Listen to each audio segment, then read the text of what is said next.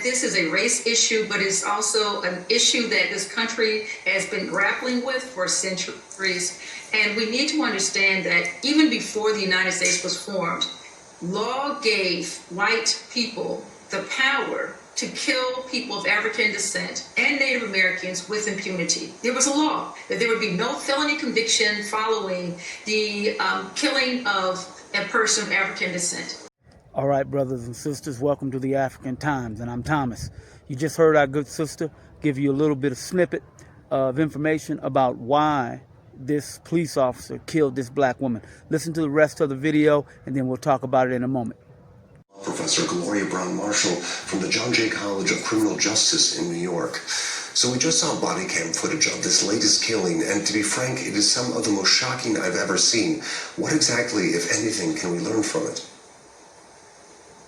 We can learn that we have police officers who have a great deal of power, and they are using excessive force against unarmed civilians.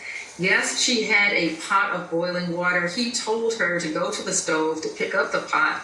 She was dealing with mental illness, and that is a difficult situation for anyone, especially those in law enforcement called to a stranger's home. But the use of deadly force is only under law to be used when an officer faces deadly force. He knew there was no deadly force. There was no weapon that she was hiding. It was a pot of scalding water. He could have stepped back out of the way of the pot of scalding water. Instead, he chose to shoot her a number of times, one of those bullets to the face, and told her in advance he was going to shoot her in the face. What we see in the United States is abuse of power by law enforcement in ever-growing numbers. Over 1,200 people have been killed by law enforcement just this year. Civilians killed by law enforcement, shot by law enforcement this year. 10,000 people almost since 2015. And the only reason why we know this is because the Washington Post newspaper keeps the data. We don't even have clear data from the FBI and other government sources. We have to have media keep the data for us to keep up with the number of people who have been killed by police. So we have a situation that is out of control and continues to be out of control, and we need national criminal justice reform. Those are some truly shocking numbers. It's hard not to think of the murder of George Floyd when watching this video. Is this a race relations issue that we're seeing in this case, or you've already alluded to a certain extent, is this a more broader issue of training and general police culture around the use of force? I would say, as someone who writes about legal history and history generally regarding race, that this is a race issue, but it's also an issue that this country has been grappling with for centuries.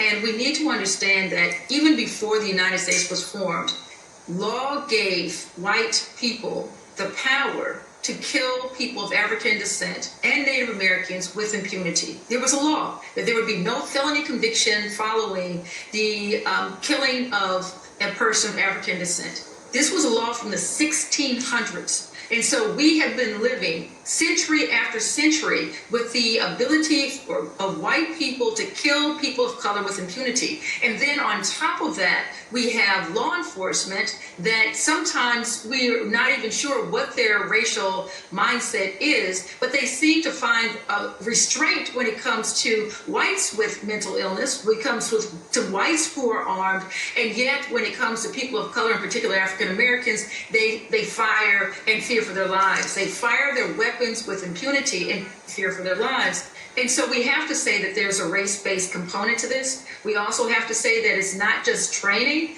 This young man, 30 years old, had already worked at least 5 police departments since May of 2023. So during this short 1.5-year period, he had already worked at 5 police departments. Obviously, it wasn't training that was a problem. He was the problem.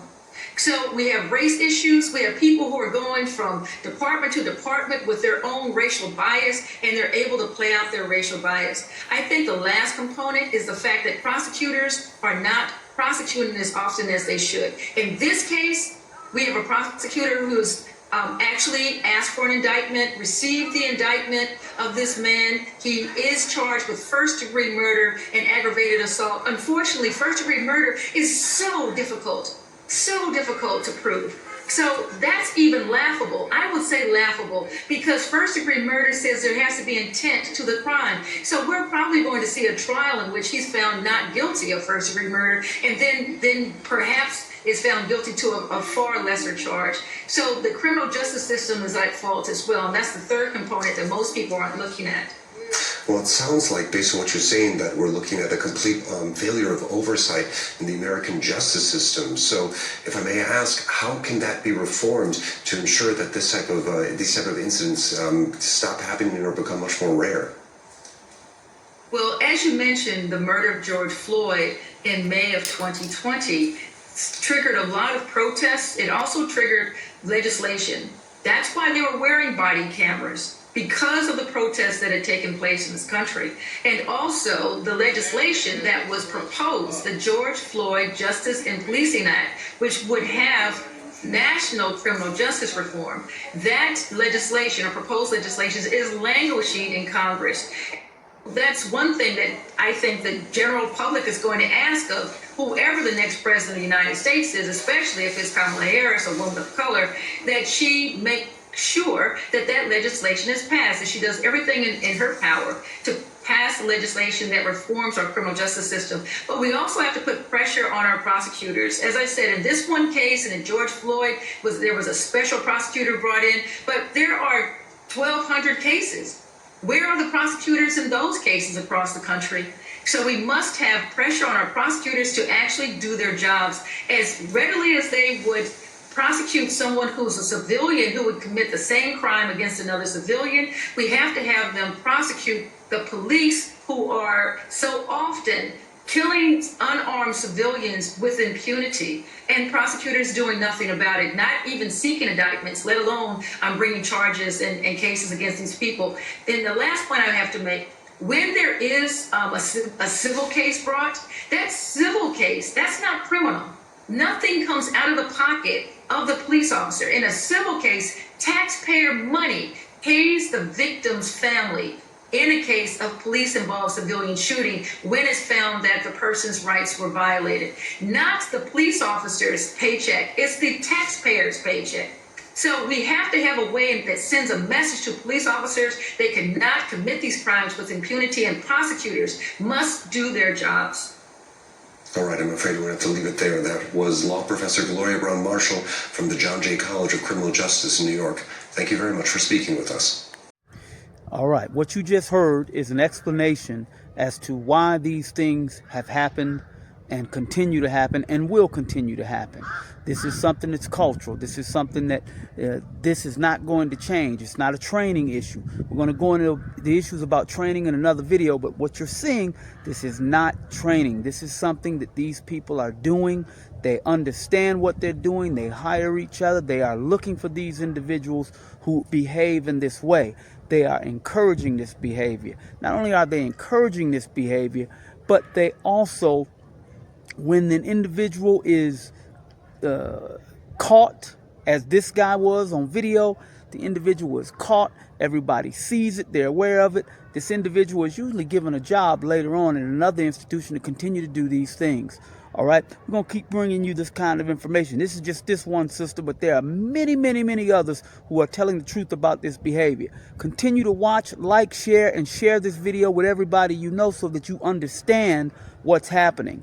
All right, talk to you soon. Uhuru, uhuru, uhuru.